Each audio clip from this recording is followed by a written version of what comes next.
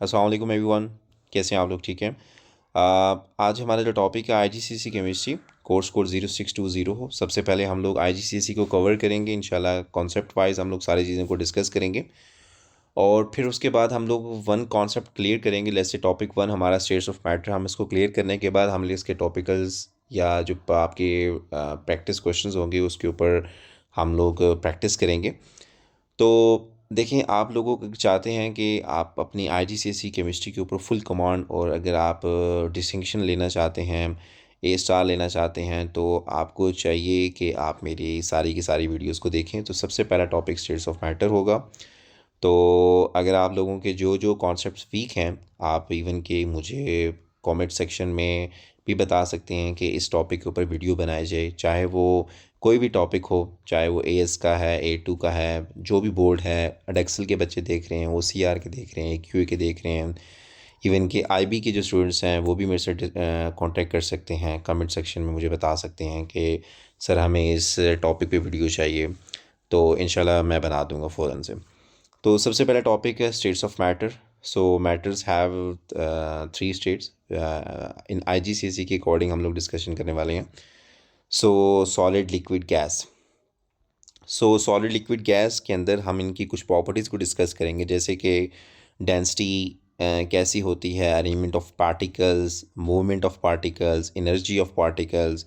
और ये कुछ डायग्राम बनी हुई है, 2 डायमेंशन के अंदर डायग्राम बनी हुई है, 2D डायग्राम्स हैं, इनको देख सकते हैं हम लोग। फिर मैंने कुछ दो पॉइंट्स और ऐड कर लिए हैं जो हमारे आईजीसीएसई के लिए इंपॉर्टेंट है, that is volume and shapes के बारे में बात करेंगे। तो सबसे पहले आप ये देखें कि डेंसिटी की अगर हम बात करें कि डेंसिटी जो होती है वो सॉलिड में वो काफ़ी हाई होती है। तो डेंसिटी बेसिकली किस चीज़ के ऊपर डिपेंड करती है? Density is basically depend upon mass per unit volume. Okay, so basically अगर हम लोग एक बात करें कि लेट्स से हम लोग इसमें इस डायग्राम के अंदर देखें, 2D डायग्राम के अंदर, तो यहाँ पे आप लोग देख सकते हैं कि ये वाली डायग्राम, दिस इज़, तो सॉलिड के अंदर मॉलिक्यूल्स काफ़ी एक दूसरे के करीब हैं, टाइटली पैक्ड हैं। तो जिसकी वजह से क्या होता है कि यहाँ पे एक स्पेसिफिक वॉल्यूम, ये जितना एरिया यहाँ पे है, इसके अंदर जो मैस का कंटेंट है वो ज़्यादा है। इट्स अ मैस कंटेंट जो होगा वो ग्रेटर होगा in this volume, in specific volume, as compare to in liquid, as compare to in gas. तो आप नंबर ऑफ़ मॉलिक्यूल्स को कंसिडर कर लें। फॉर एग्जांपल अगर हम बात करें कि इस एक बॉक्स के अंदर, अब यहाँ पे कितने मॉलिक्यूल्स हैं, लाइक 1 2 3 4 5 6 7 8 9 10 11 12 13 14 15 16 17 18 19। तो इट्स अ 19 मॉलिक्यूल्स, मतलब आप ये कह लें 19 यूनिट्स का मास यहाँ पे है। और अगर आप यहाँ पे देखो 1 2 3 4 5 6 7 8 9 10 11 12 13 14 15, तो जितना मास ग्रेटर होता जाएगा उतना ही आपकी उस चीज़ की डेंसिटी हाई होती जाएगी। तो मास जितना ज़्यादा होगा, डेंसिटी उतनी ज़्यादा होगी।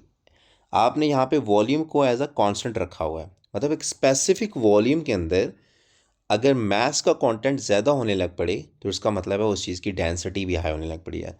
तो सॉलिड क्या एक स्पेसिफिक वॉल्यूम के अंदर बहुत सारे मॉलिक्यूल सॉलिड के आ सकते हैं, so that's why solid have a higher density. Liquid की डेंसिटी सॉलिड से कम होती है, गैस से ज़्यादा होती है, और गैस की सबसे लो डेंसिटी होती है। पहला पॉइंट आपको क्लियर हो गया। सेकंड पॉइंट है that is arrangement of the particles.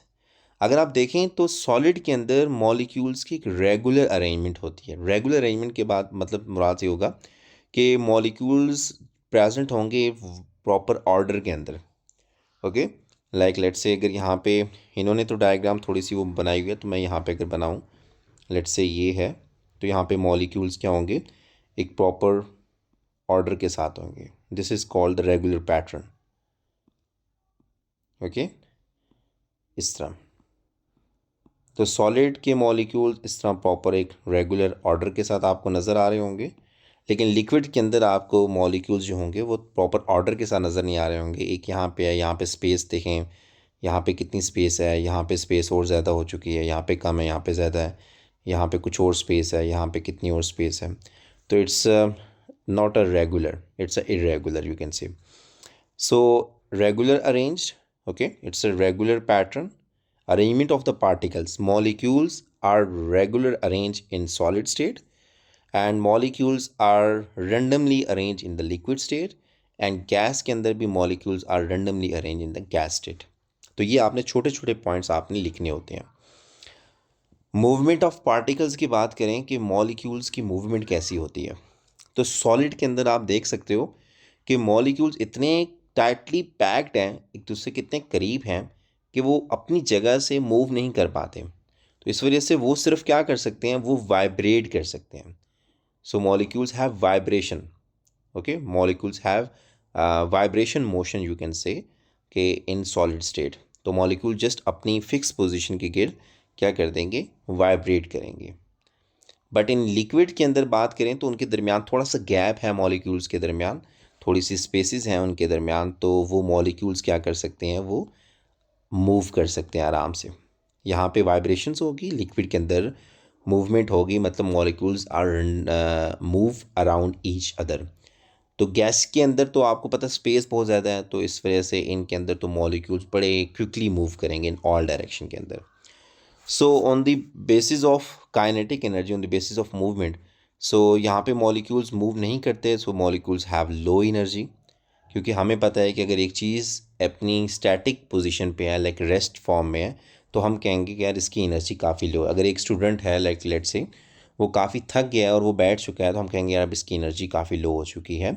अब एक स्टूडेंट वो भाग रहा है, ये हैव अ ग्रेटर एनर्जी, और उससे भी एक और स्टूडेंट है जो बहुत तेज़ी से भाग रहा है, तो उसके पास बहुत ज़्यादा हाईएस्ट एनर्जी है. इसी तरह सॉलिड स्टेट के अंदर लो एनर्जी होती है, गैस लिक्विड के अंदर ग्रेटर एनर्जी, और गैस के अंदर हाईएस्ट एनर्जी होती है. वॉल्यूम्स की बात करें तो सॉलिड के अंदर जो वॉल्यूम होता है वो फिक्स्ड होता है, और उनकी शेप भी फिक्स होती है. फॉर एग्ज़ाम्पल हम बात करें कि लेट से कोई एक चीज़ है सॉलिड में, आप एज्यूम कर लें अपने रूम के अंदर किसी भी सॉलिड को एज्यूम कर लें, लाइक मोबाइल की बात कर लेते हैं. तो अब मोबाइल जो है उसका एक जो वॉल्यूम है वो फिक्स्ड है. ओके, उसना जितनी स्पेस ऑक्यूपाई करनी है, लेट से आप उसको कहीं पे रखते हैं, तो उसने जितनी वो स्पेस ऑक्यूपाई करनी थी, this is called the volume. तो उसका वॉल्यूम इतना फिक्स्ड है. शेप उसकी फ़िक्स्ड है, आप उसको चेंज नहीं कर सकते. ठीक है, आल दो आप उसको तोड़ दें, ब्रेक कर दें, वो अलग चीज़ है. तो अदरवाइज़ अगर आपने एक सॉलिड स्टेट की मटेरियल वाइज अगर हम बात करें कि उसके मटेरियल भी वही रहे, ओके, तो अगर आप उसको वॉल्यूम और शेप चेंज करने चाहें तो वो नहीं हो सकता. सेकेंड, लिक्विड के अंदर आपको पता है कि उसका जो वॉल्यूम है, लेट से आपने एक ग्लास वाटर लिया, सपोज़ करें if you this is a glass, और आपने यहाँ पे इसके अंदर एक वाटर ऐड कर दिया. अब वाटर आपने सपोज़ करें आपने this is 10 ml water add किया, दिस इज़ वॉल्यूम. ओके, अब इस ग्लास के अंदर 10 ml वॉल्यूम आपने ऐड कर लिया.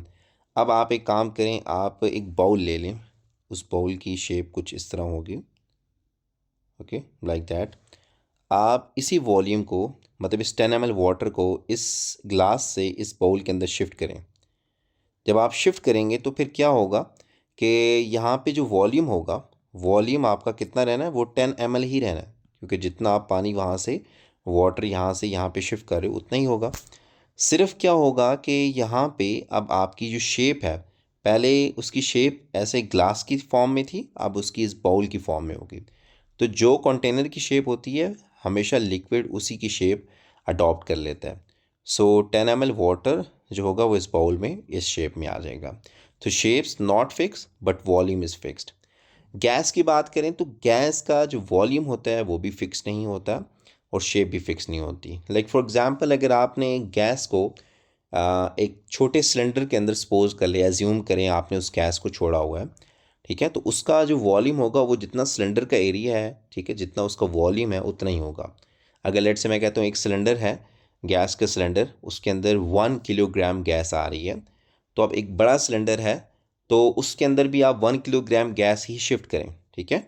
तो लेकिन क्या होगा कि वो गैस वॉल्यूम ज़्यादा ऑक्यूपाई कर लेगी, क्योंकि गैस के मॉलिक्यूल दे मूव रेंडमली, तो वो वॉल्यूम वो ऑक्यूपाई सारा सिलेंडर के अंदर वो पूरी गैस फैल जाएगी. ओके, तो वॉल्यूम उनका फिक्स नहीं होता और इनकी शेप तो फिक्स्ड होती नहीं है. तो यहाँ तक चीज़ें क्लियर हैं बच्चों. ओके, अब नेक्स्ट क्या है कि बेसिकली आपके पास नेक्स्ट कुछ प्रोसेसेस होते हैं। यहाँ तक आपने जो चीज़ें सीखी हैं वो सिर्फ आपने स्टेट्स के बारे में बात की है, सॉलिड लिक्विड गैस, और उनकी कुछ प्रॉपर्टीज़ हैं उनको आपने डिस्कस किया है। अब यहाँ पे कुछ प्रोसेसेस हैं, मतलब अगर आप चाहते हो कि आप एक स्टेट से दूसरी स्टेट में जाना चाहते हो तो क्या प्रोसेस है। तो फर्स्ट ऑफ ऑल पहला प्रोसेस है मेल्टिंग। मेल्टिंग में क्या होता है कि अगर आप सॉलिड स्टेट के अंदर हैं, सॉलिड से अगर आप लिक्विड में जाना चाहते हैं तो इस प्रोसेस का नाम होता है melting. Okay, melting.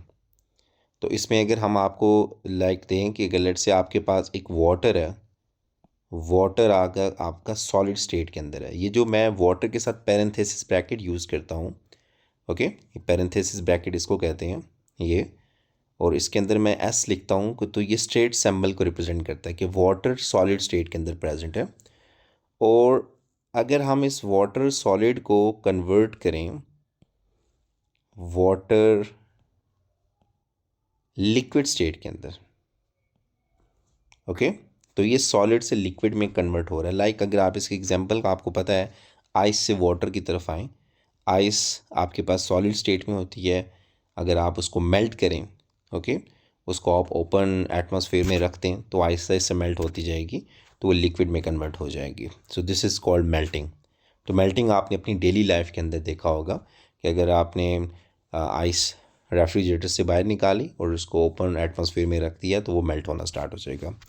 Second point है दैट इज़ बॉयलिंग। बॉयलिंग क्या चीज़ होती है कि अगर आपके पास कोई भी चीज़ है, लाइक कोई भी सब्सटेंस है, लेट से वाटर की बात कर लेते हैं, वाटर। अब वाटर अगर आपके पास लिक्विड स्टेट के अंदर है, ओके, बॉयलिंग हमेशा लिक्विड से स्टार्ट होती है और आप इसको हीट करें, हीट करके आप इसको वेपर्स में ले जाएं, मतलब गैशियस स्टेट में इसको कन्वर्ट कर दें। लिक्विड से गैशियस में जो कन्वर्जन है इस प्रोसेस को आप बॉयलिंग कहते हैं। तो मेल्टिंग आपको समझ आ गया। बॉयलिंग में क्या होता है, बॉयलिंग में आपका हमेशा लिक्विड, लिक्विड किस में कन्वर्ट हो रहा होता है, लिक्विड आपका गैस के अंदर कन्वर्ट हो रहा हो, उसको आप बॉयलिंग कहते हैं। ओके, लिक्विड जब आपका गैस में कन्वर्ट हो रहा हो तो इसको आप बॉयलिंग कहते हैं। तो यहाँ तक चीज़ें क्लियर हैं आपको। तो एक और चीज़ भी होती है, उसके बारे में भी हम बात करेंगे, इवेपोरेशन के बारे में। वो क्या चीज़ होती है, वो भी बिल्कुल इसी तरह ही होती है कि लिक्विड से गैशियस फॉर्म में जा रहे होते हैं, लेकिन उसमें कुछ डिफरेंस है, वो मैं आपको अभी थोड़ी देर तक बता देता हूँ। कंडेंसेशन की बात करें, कंडेंसेशन क्या चीज़ होती है। कंडेंसेशन में ये होता है कि आपके पास कोई भी गैस है, ठीक है, गैस से आप वापस लिक्विड में आओ, इस चीज़ को, इस प्रोसेस को हम कहते हैं कंडेंसेशन। जब गैस लिक्विड में कन्वर्ट होती है, गैस लिक्विड में आना स्टार्ट हो जाती है, ये गैस से लिक्विड में आप जब जा रहे हो तो इस प्रोसेस को आप कंडेंसेशन कहते हो। तो इसकी में भी अगर आप एग्जांपल लो तो अगर वाटर की ही बात करें, वाटर अगर गैशियस स्टेट के अंदर है, अगर आप इसको लिक्विड में ले आओ तो दिस इज़ कॉल्ड कंडेंसेशन। तो अगर मैं आपको एक चीज़ बताऊं तो कंडेंसेशन और बॉयलिंग दोनों एक दूसरे के रिवर्स प्रोसेसेस हैं, क्योंकि लिक्विड से गैस में जाना बॉयलिंग और गैस से वापस लिक्विड में आना दिस इज़ कॉल्ड कंडेंसेशन। तो ये दोनों एक दूसरे के रिवर्स हैं। यहाँ पे मैं छोटा सा मेंशन कर देता हूँ ताकि आप नोट कर लें, दिस इज़ रिवर्स प्रोसेसेस, ये एक दूसरे के रिवर्स हैं। अच्छा, अब क्या है कि फ्रीजिंग, फ्रीजिंग क्या चीज़ होती है। फ्रीजिंग में ये होता है कि आप किसी चीज़ को फ्रीज़ करते हो, जैसे आपको पता है कि आपने आइस फ्रीज़ करनी है, लाइक लिक्विड को, वाटर को फ्रीज़ करना है, वो आइस कन्वर्ट हो जाती है। तो लेट्स से आपके पास कोई चीज़ लिक्विड में है और आप उसको सॉलिड में कन्वर्ट करो, this is called freezing. Let's say if we have a water in liquid state, आप उसको कन्वर्ट करते हो water in solid state, this is called freezing. आप चीज़ों को फ्रीज़ कर रहे होते हो। तो अगर हम बात करें मेल्टिंग और फ्रीजिंग, मेल्टिंग और फ्रीजिंग ये दोनों एक दूसरे के रिवर्स हैं। ओके, मतलब मेल्टिंग अगर सॉलिड से लिक्विड है तो freezing is a reverse process of melting, it's a from moving from liquid state to solid state, तो एक दूसरे के रिवर्स हैं। तो मैं यहाँ पे भी इनका दोनों का भी अगर लेट से मेंशन ऐसे कर दूँ, both are reverse processes. Next है सब्लिमेशन। क्या चीज़ होती है सब्लिमेशन? वो प्रोसेस होता है जिसके अंदर हम किसी चीज़ को सॉलिड से डायरेक्ट गैस के अंदर कन्वर्ट करें, डायरेक्ट गैस के अंदर कन्वर्ट करें, दिस इज़ कॉल्ड सब्लिमेशन। अब इसमें अगर हम बात करें, फॉर एग्जांपल अगर हम कहते हैं कि water, if we have a water, okay, like in ice state की अगर हम बात करें, ओके, तो इट्स जस्ट एग्जांपल, मैं आपको एग्जांपल दे रहा हूँ कि वैसे ऐसा नहीं है, वाटर के अंदर ये सब्लिमेशन नहीं देखी जाती। सब्लिमेशन डिफरेंट सब्सटेंस, जैसे कि कार्बन डाइऑक्साइड है, ड्राई आइस आपके पास है, उसके अंदर आप ये सब्लिमेशन प्रोसेस देख सकते हैं कि वो डायरेक्ट आपकी सॉलिड से गैसियस स्टेट में चली जाती है without going into the liquid state. तो सॉलिड डायरेक्ट अगर गैस में कन्वर्ट हो जाए, this process is called sublimation. Okay, कोई भी एक्स सब्सटेंस है वो सॉलिड स्टेट के अंदर अगर वो डायरेक्ट गैसेस में चला जाए, सब्लिमेशन।